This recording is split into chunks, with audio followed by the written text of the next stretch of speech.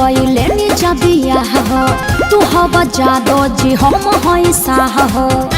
ए जी बड़ा डर लागता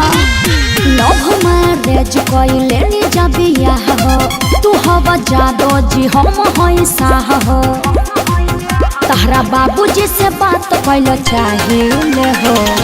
ए जी तनी अपना बाबूजी से बात करी ना रुका लगावता हाँ लगाई ना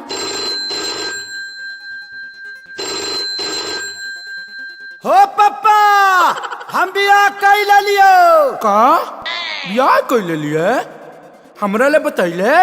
तू बियाह कैला त हमसे बतैला ने बतैला त हम कह के बताई अरे बोकावा तो कुछ दहेजो मिल है रे दहेज नहीं जे घंटा लिहा आ ससुरा ए डैडी डरली नवत कनी मारे जदू दिन पागिले हो जूता से पिटाई बे मुहा पावन मिली तगे जसा फसा पागिले हो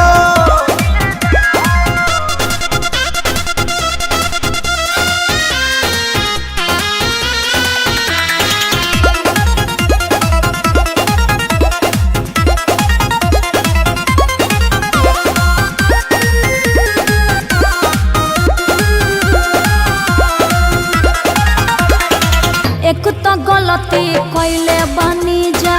हमनी के बरियार हो ऐसन शादी से सुनले बानी टूटेला घर परिवार हो पिताजी एको थप्पड़ न मारी है घरे चल प्यार बड़ी करी है ओहि जा होत का पता कर सही ले हो अरे एक बार और लगाई ना रुका एक बार फिर लगाओ तानी ए पापा हो पापा हम सुहाग रात मनाई ले लियो पंडित जी से दिखौला हवे अरे तो सुहाग रात में पलंग के जरूरत लगल है पंडित जी के थोड़ी लगल है ए डैडी डरली नवत कनी मारे जदू दिन पागिले हो गुजार छटवाई बे मुहा पावन मिली तगे जसा फसा पागिले हो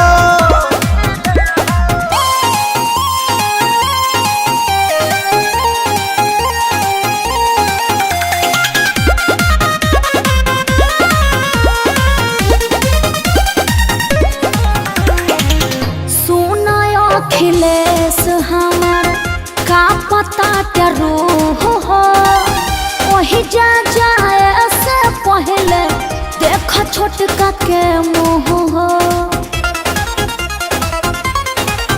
सुन सुन खेसारी के रानी कुछ कोई न कहतानी यह सोची सोची टेंशन में डरे हो हर एक बार लास्ट प्रयास करो रुक जा एक बार और लगावा है ए बाबजी हो अरे लइको हो गइल का रे हाँ हो गई अरे अभी तो 2 दिन पहले कहता के बियाह कोई हां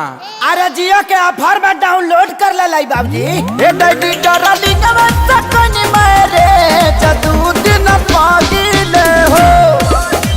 तमुहा पावन मिली तगे जसा फसा पागिले हो तोरा डार्लिंग को वार्निंग है घर मत लेके आना।